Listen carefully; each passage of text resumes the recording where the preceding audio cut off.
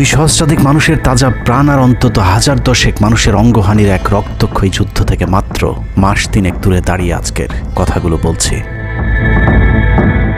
শহরের রাস্তায় এখনো শহীদ ওয়াসিমদের রক্তের ছোপ ছোপ দাগ লেগে আছে। স্বাভাবিক জীবনে ফিরতে পারেনি এখনো শহীদের পরিবারগুলো। ইয়ামিনের মা হয়তো কাউকে পেলেই জানতে চাইছে আমার খোকার উপর কিসের এত রাগ ছিল ওদের। সে প্রশ্নের উত্তর হয়তো কেউ কোনোদিন দিতে পারবে না। বুকের ভেতর গুলি নিয়ে নিস্তেজ পড়ে থাকা শরীরটাকে ওরা যেভাবে কুকুরের মতো টেনে হিঁচড়ে খেয়েছে, সভ্য এই সমাজে সেই উত্তর কি আসলেই আছে? পুড়ে যাওয়া লাশগুলোর কথা মনে করে সারা জীবন হয়তো হৃদয়টা পুড়তে থাকবে হতভাগা সেই মায়েদের। শহীদ ওমরের মা এখনো মানুষ পেলেই হয়তো প্রশ্ন করছে, আমার ছেলের বুকে ওরা এতগুলো গুলি কেন করলো? মারার জন্য তো একটা গুলি যথেষ্ট।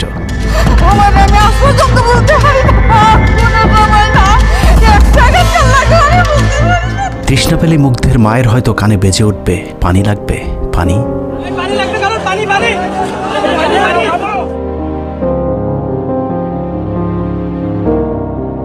শুনেছি স্বাধীনতা অর্জনের চেয়ে রক্ষা করা অনেক কঠিন। স্বাধীনতার এই পতাকা সমুন্নত রাখতে যারা জীবন দিয়েছেন তাদের সে রক্ত যেন বৃথা না যায়। এ পতাকার জন্য যেন আর কাউকে জীবন দিতে না হয়। স্বাধীনতার এমন যুদ্ধ আর দেখতে চাই না। এ যুদ্ধের প্রতিপক্ষ অনেক হিংস্র, খুব নিষ্ঠুর। ওরা বুকে গুলি নিয়ে কাতরাতে থাকা মানুষকেও শান্তিতে মরতে দেয় না। ওরা আরও রক্ত চায়। 15 বছর মুসলিম নিধন করে ওদের এতটুকু অনুশোচনা নেই। রক্তের নেশায় এখনো বুঁদ হয়ে আছে হিংস্র পশু আত্মাগুলো। এদিকে এক পক্ষ নিজেদেরকে বিজয়ী ভেবে ঘরে ফিরেছে। ঘরে ফেরার আগে যাদের বাড়ি ঘরে আগুন দিয়ে ঘর থেকে বের করেছিল, সেই শত্রুকেই আবার তুলে নিয়েছিল নিজেদের ঘরে। ছাত্রলীগ নিষিদ্ধের কথা বলছে। এই নিষিদ্ধ করবার ম্যান্ডেটটা, নিষিদ্ধ করবার অধিকারটা তাদেরকে কে দিল? তারা এদেশের মানুষ, রাজনীতি করার অধিকার সকলের আছে। আমাদের কেড়ে নেওয়া যেমন অন্যায় ছিল, আমরা আরেকজনের কেড়ে নেওয়ার অধিকার, এটা আমরা এভাবে বলি। আওয়ামী মানবরূপী দানব ঘাড়ের উপর বিষাক্ত কার্বন ডাইঅক্সাইড ফেলছে, আর আমরা সেটাকে অক্সিজেন ভেবে বুকে নিচ্ছি। বিষাক্ত সাপ থেকে নিরাপদ না হয়ে সাপ নিয়ে খেলার পরিণতি কি হতে পারে সেটা বুঝতে খুব বেশি দেরি করবার প্রয়োজন নেই। আমার এই বার্তা আপনাদের কাছে পৌঁছানোর কয়েক ঘন্টা পরেই আপনার ঘরে যে শত্রুকে জায়গা দিয়েছিলেন তাদের সেই বিষমাখা মুখের বিষ আপনার গায়ে নেয়ার জন্য প্রস্তুত থাকুন। পূর্ব দিকে তাকিয়ে দেখুন, আকাশ আবারও কালো হয়ে এসেছে। খুটখুটে অন্ধকার দেখে ঝড়ের গতি যতটুকু ভাবছেন অন্ধকারের সেই ঝড়ো বাতাস আসলে আলোর চেয়েও বেশি গতি নিয়ে ধেয়ে আসছে সবকিছু লণ্ডভণ্ড করে দিতে। প্রলয়ঙ্করী সেই ঝড়ের কবল থেকে প্রিয় মাতৃভূমিকে বাঁচাতে হলে দেশ রক্ষার পবিত্র দায়িত্ব যাদেরকে দেয়া হয়েছে, চলুন দেখে আসি তারা আসলে কতটা প্রস্তুত।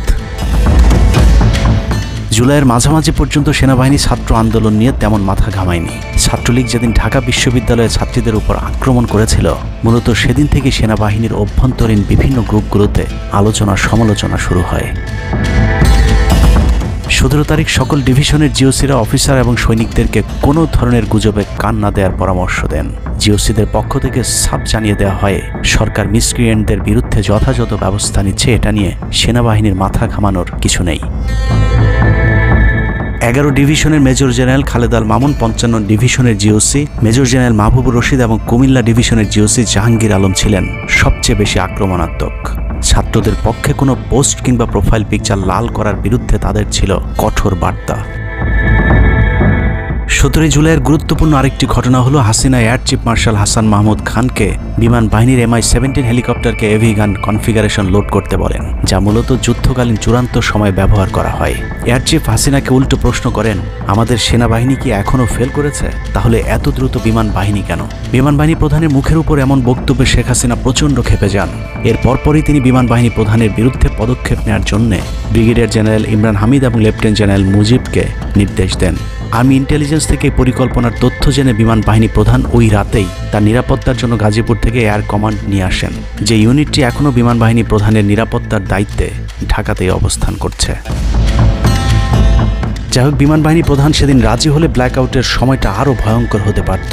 বিমান বাহিনীর সহায়তা না পেয়ে শেখ হাসিনা পরদিন র্যাব প্রধানকে ডেকে আদেশ দেন তার হেলিকপ্টার প্রস্তুত রাখার।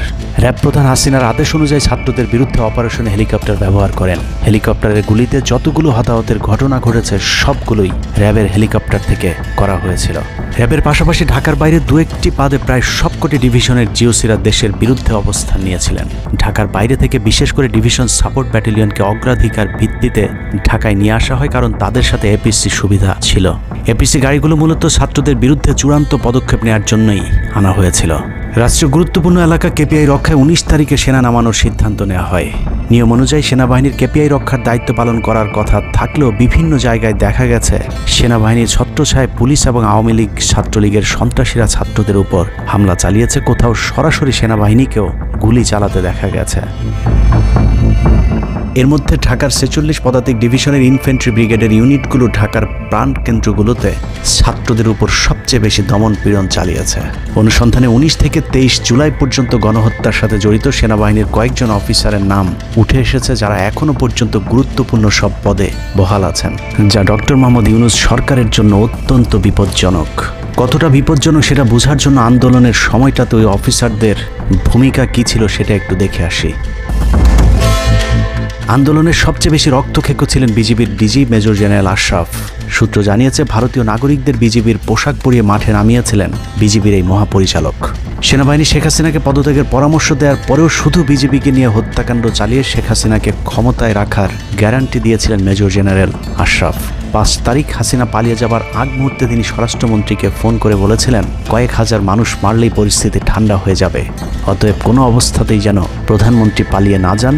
স্বরাষ্ট্রমন্ত্রীকে তিনি এমনটাই পরামর্শ দিয়েছিলেন। 5 তারিখ সকাল থেকে দুপুর পর্যন্ত ঢাকা শহরের সবচেয়ে বেশি তৎপরতা ছিল বিজেপির। ওই দিন সকাল থেকেই ঢাকার প্রবেশ পথগুলোতে চেকপোস্ট বসিয়ে তল্লাশি চালিয়েছিল মেজর জেনারেল আশরাফের বিজিবি।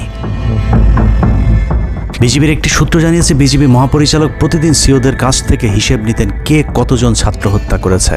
বিজিবি মহাপরিচালকের নির্দেশনায় খুনের সেই প্রতিযোগিতায় সবচেয়ে ভালো পারফর্মার ছিল কর্নেল রিদওয়ান।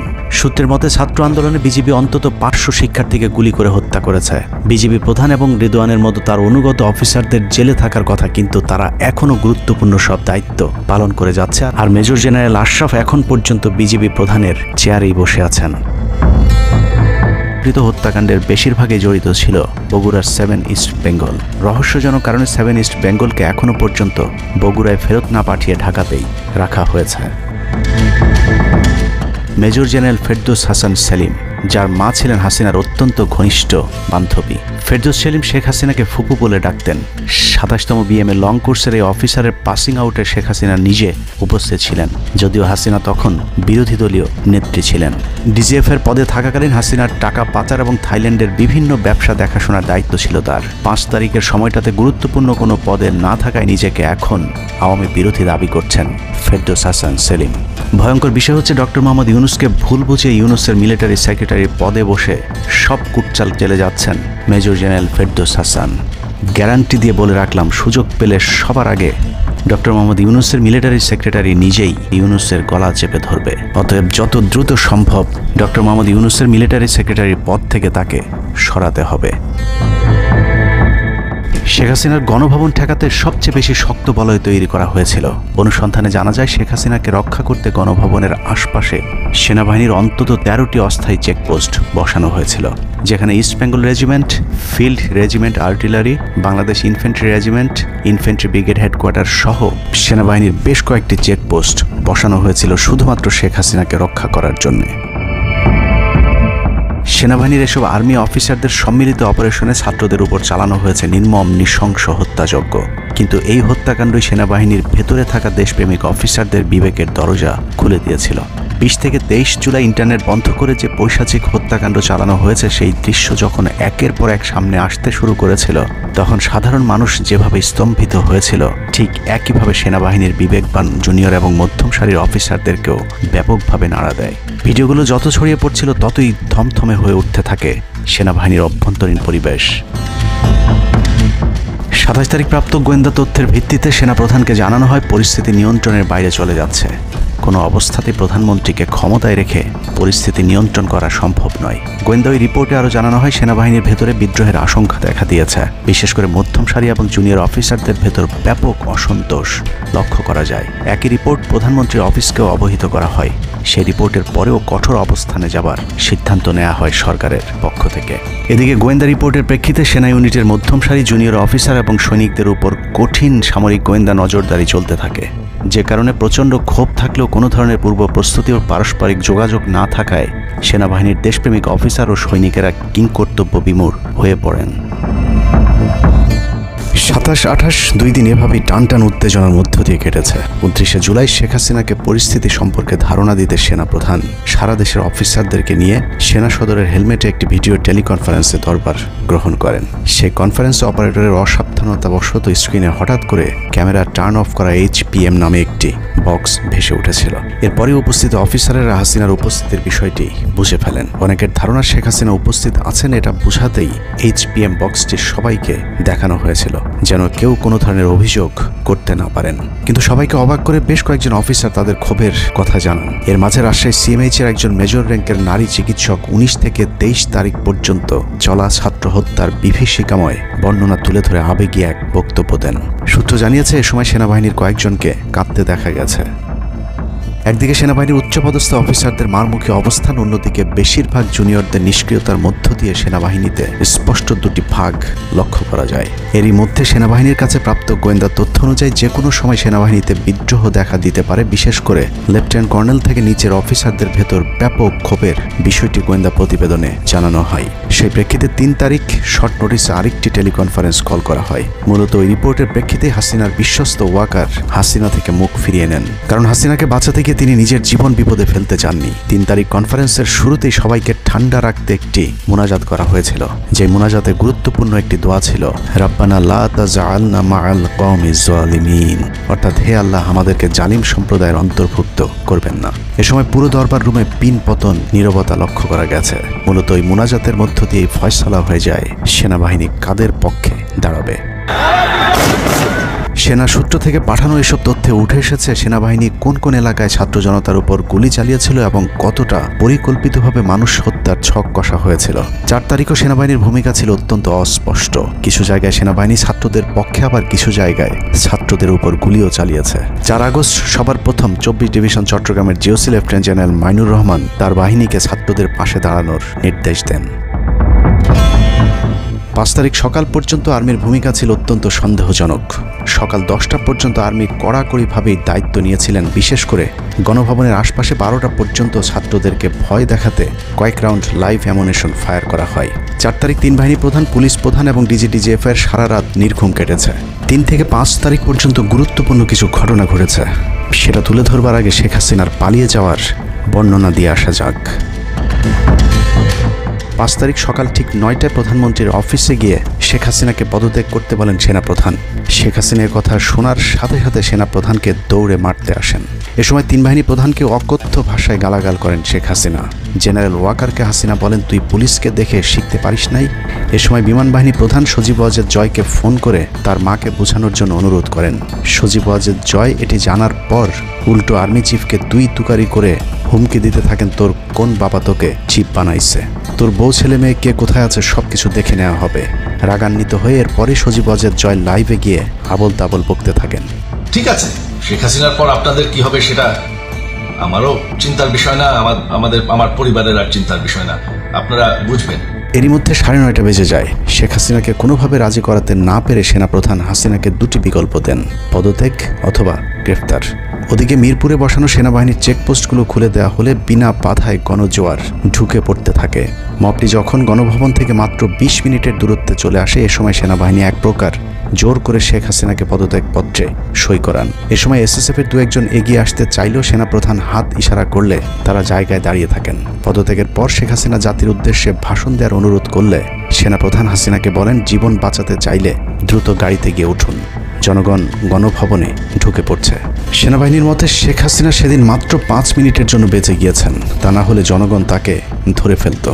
হাসিনাকে গণভবন থেকে উদ্ধার করে বিমানে ভারত পাঠিয়ে দেওয়ার জন্য মোট 3টি রুট প্ল্যান করা হয়েছিল। প্ল্যান এ, গণভবন থেকে গাড়িবহরে বিমান বাহিনীর ব্লু স্কাই স্কুলের গেট দিয়ে তেজগাঁও বিমানবন্দরে ঢুকে ঢাকা সেনানিবাসে প্রবেশ এবং তারপর বিএএফ বেস দিয়ে বিমান বাহিনীর রানওয়েতে প্রবেশ। সেখান থেকে বিমান বাহিনীর C-130 যে বিমানে ভারতে উড্ডয়ন। দুর্ভাগ্যজনকভাবে ততক্ষণে বিপ্লবী জনতা শেওড়াপাড়া রাস্তা দিয়ে বিমান বাহিনীর ব্লু স্কাই স্কুলের গেট ক্রস করে আগারগাঁও চৌরাস্তা পর্যন্ত চলে এসেছিল। ওদিক দিয়ে ক্যান্টনমেন্টের জাহাঙ্গীর গেটও ছাত্র জনতার দখলে, তাই গণভবন থেকে গাড়িতে করে ঢাকা সেনানিবাসে ঢোকার সব পথ বন্ধ হয়ে গিয়েছিল, যে কারণে প্ল্যান বি অবলম্বন করতে হয়েছিল হাসিনাকে উদ্ধারকারীদের। প্ল্যান বি অনুযায়ী গণভবন থেকে বিমান ঘাঁটিতে যাওয়ার তখন একটাই পথ বাকি ছিল, তা হলো হেলিকপ্টারে যাওয়া। বিমান বাহিনীর MI-17 হেলিকপ্টার চন্দ্রিমা উদ্যানের পাশে বাণিজ্য মেলার মাঠে এসে অবতরণ করে। খুনি হাসিনা চন্দ্রিমা উদ্যানের পাশের রাস্তা দিয়ে বাণিজ্য মেলা মাঠে প্রবেশ করে এবং সেখান থেকেই হেলিকপ্টারে করে বিমান বাহিনী ঘাঁটিতে নিয়ে যাওয়া হয় তাকে।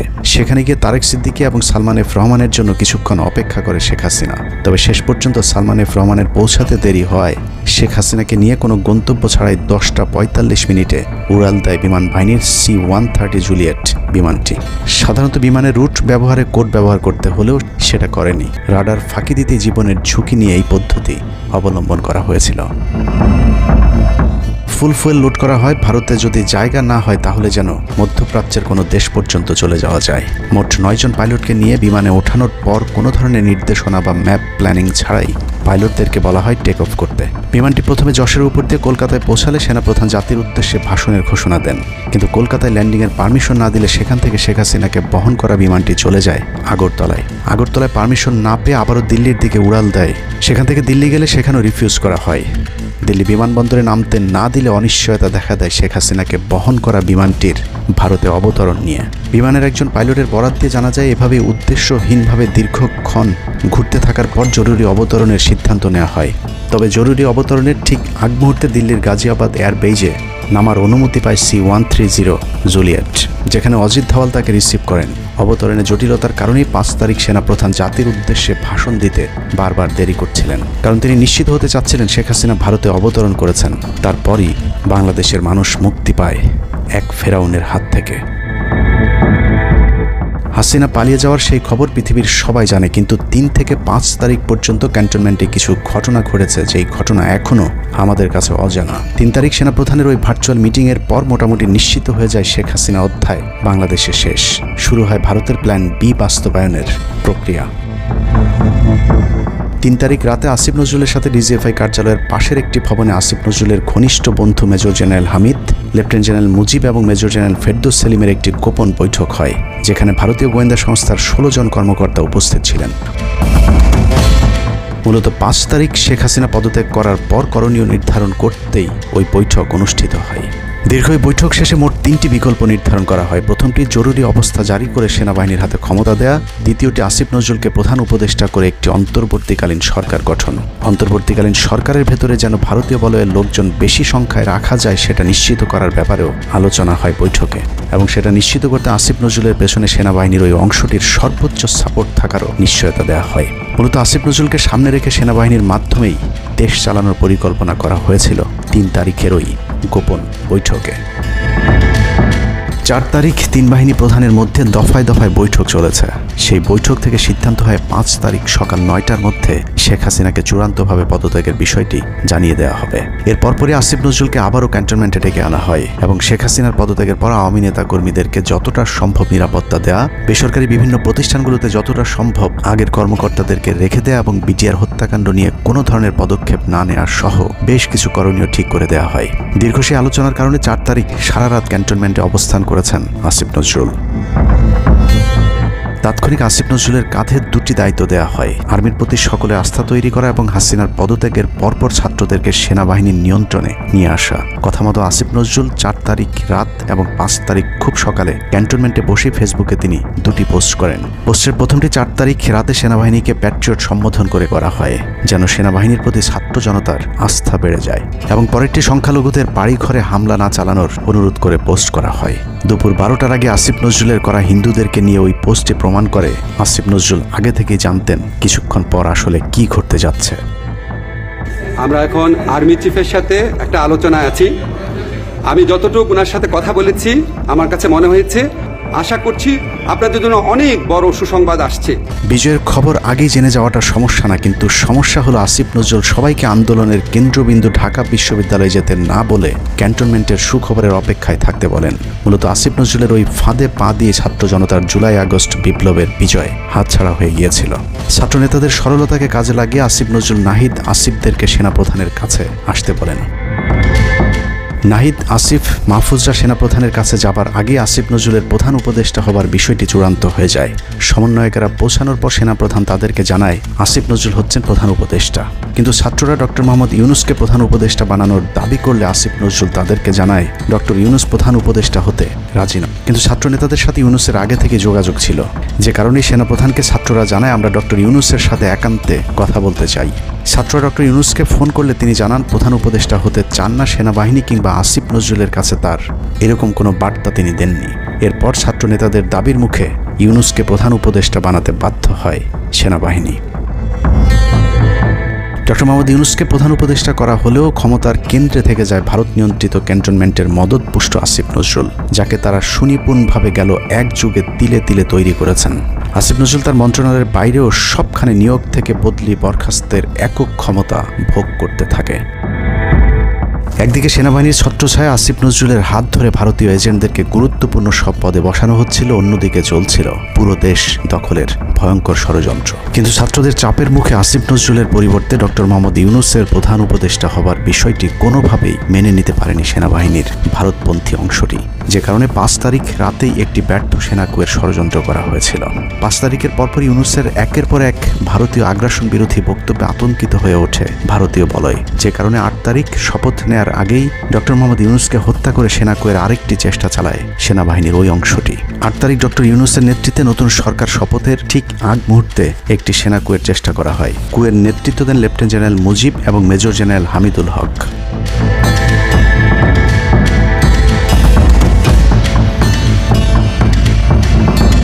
কিন্তু পশ্চিমা একটি গোয়েন্দা সংস্থা বিষয়টি দ্রুত সেনাপ্রধানকে জানালে জেনারেল ওয়াকার তাদের পরিকল্পনা ভণ্ডুল করে দেয়। সেনাপ্রধান তাৎক্ষণিকভাবে লেফটেন্যান্ট জেনারেল শামীমকে পিএসও এএফটি থেকে সিজিএস হিসেবে নিয়োগ দেন এবং মুজিবকে কিয়মজি থেকে আটডগে বদলি করেন, যদিও 8 তারিখ রাত থেকেই মুজিব পলাতক রয়েছেন।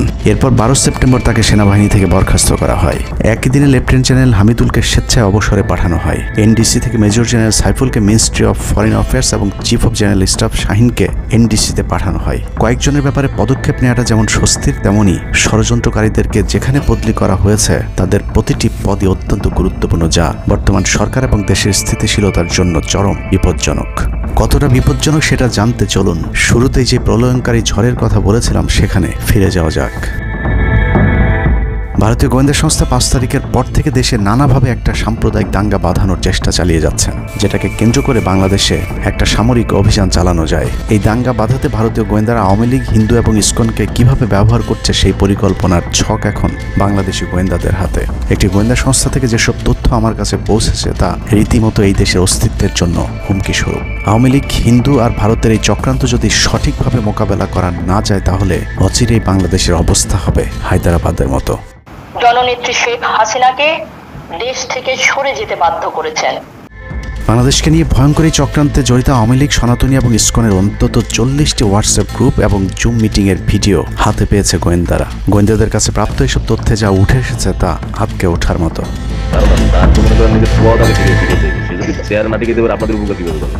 সেনাপ্রধান জামাত হলে এতদিন আওয়ামী লীগ বাইসে ফেলা দিত, ঠিক আছে? এটা তো আমাদেরও আওয়ামী লীগেরও একটা গেম হতে পারে, বলা যায় জামাত শিবিরের উপরে সব চাপা দিতে পারে, এটাও হতে পারে। এসব গ্রুপগুলোতে রীতিমতো বাংলাদেশের বিরুদ্ধে যুদ্ধের প্রস্তুতি চলছে। গ্রুপে তাদের সাথে সাবেক আওয়ামী লীগ সরকারের শীর্ষস্থানীয় নেতা থেকে বর্তমান সেনাবাহিনীতে চাকরিরত জেনারেল পর্যন্ত মাঝে মধ্যেই নাকি যোগ দিচ্ছেন।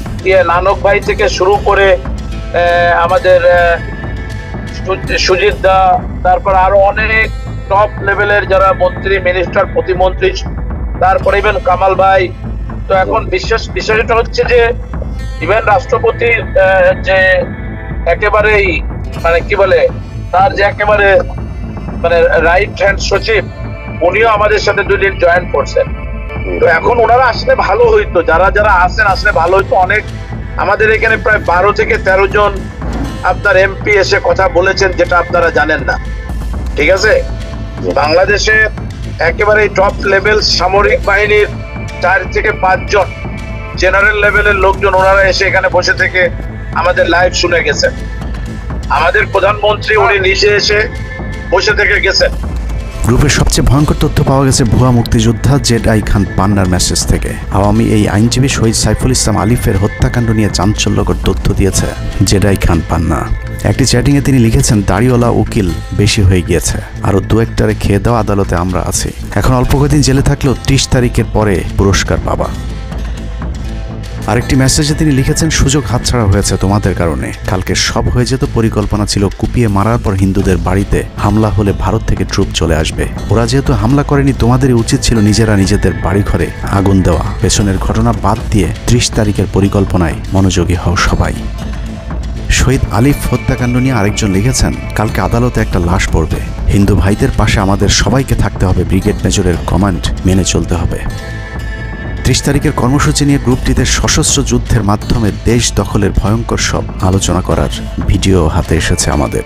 তারা বাঙালি অস্ত্রগুলি আছে, এই অস্ত্রগুলি কোথায় আছে আমার কাছে অলরেডি খবর এসেছে, আমি নিউজ দিচ্ছি প্রতিনিধির মাধ্যমে। তারা বলেছে 5000-এর বেশি তারা অস্ত্র আছে, M60 রাইফেল, সাইবার রাইফেল আছে, 47 রাইফেল আছে, তাদের কাছে অত্যাধুনিক হটগান আছে। আলোচকদের একজন বলছিলেন, সাবেক এবং বর্তমান পুলিশের সমন্বয়ে 1700 অস্ত্রধারী গ্যারিলা প্রস্তুত করা হয়েছে 30 নভেম্বরের জন্য। আমরা ইতিমধ্যে কথা বলেছি, পুলিশ পার্টির কথা বলছি, পুলিশের অনেক উদ্যোগতা প্রত্যেকটা আইন থেকে শুরু করে পুলিশ পার্টি তারা এসে এসেছেন, ওনারা আমার সাথে কথা বলে আমাদের যোগাযোগ রক্ষা করছে। ঢাকা শহরকে কিভাবে ব্লক করা হবে সেই পরিকল্পনাও করা হচ্ছে এসব জুম মিটিংগুলোতে। আমাদের কাজ হলো আব্দুল্লাহপুর, আব্দুল্লাহপুর, আশুলিয়া, টঙ্গী আছে, আমরা উত্তরা, ওইটা একটা ব্লক দিবেন, তাহলে আমরা খুব সহজেই আমাদের কাজ সফল করব।